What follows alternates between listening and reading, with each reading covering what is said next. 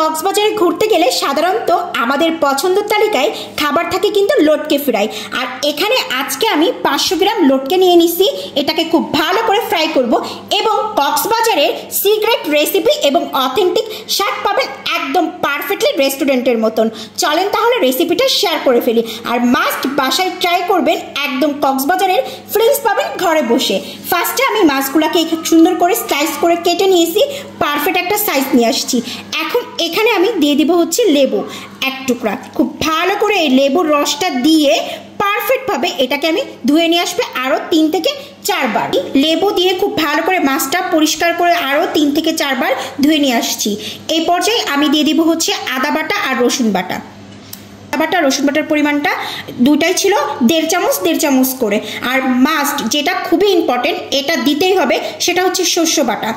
আপনারা চাইলে সাদা বা কালো যে কোনো একটা শস্য দিলেই হবে।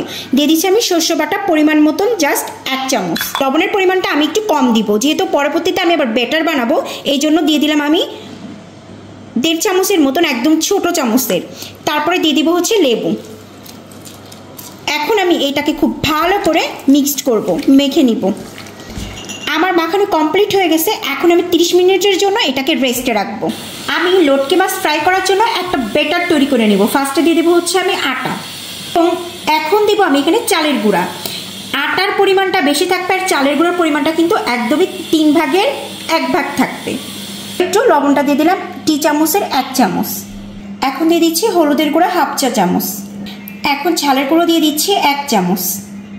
এখন এইগুলোরে খুব ভালো করে আমি মিক্সড করব। আর ভালো করে মিক্সড করা হয়ে গেলে এখন আমি অল্প অল্প পানি দিব আর এরকম করে বেটারটা খুব ভালো করে গুলিয়ে নিব। আমার পারফেক্টভাবে বেটারটা গুলানো কমপ্লিট হয়ে গেছে। একদম একদম না পাতলা না ঘন, একদম মিডিয়াম সাইজে, একদম পারফেক্ট। এখন আমি এই পর্যায়ে 30 মিনিট পরে এই যে একেবারে লটকেগুলো খুব সুন্দরভাবে একটু চিপড়ে চিপড়ে নিব। এই যে লটকে থেকে খুব পানি বের হচ্ছে, কারণ মাখায় রাখার পরে কিন্তু এক্সট্রা একটা পানি বের হয় প্রত্যেকটা জিনিসে। এখন সুন্দর করে চিপড়ায় চিপড়ায় আমি বেটারের ভিতরে দিয়ে দিব মাছগুলো। খুব ভালো করে এখন আমি এই বেটারের সাথে মাখিয়ে নিব আর একদম গরম গরম তেলের সাথে এখন ভেজে নিব। ডুবা তেলে ভেজে নিব। পারফেক্টভাবে আমার তেলটা গরম হয়ে গেছে। এইভাবে যদি আপনারা বাসায় ট্রাই করেন, একবারে কক্সবাজারের অথেন্টিক রেস্টুরেন্টের স্বাদ পেয়ে যাবেন লটকে ফ্রাইতে। চুলার আঁচটা কিন্তু মিডিয়াম আঁচে রেখে খুব ভালো করে ভেজে নিতে হবে। আমি তো মাছগুলো উল্টায় পাল্টাই দিব। একদম পারফেক্টভাবে মিডিয়াম আঁচ দিয়ে কড়া করে ভেজে নিচ্ছি। এখন উঠিয়ে ফেলবো। নাও তৈরি হয়ে গেছে লটকে ফ্রাই। বিসমিল্লাহ।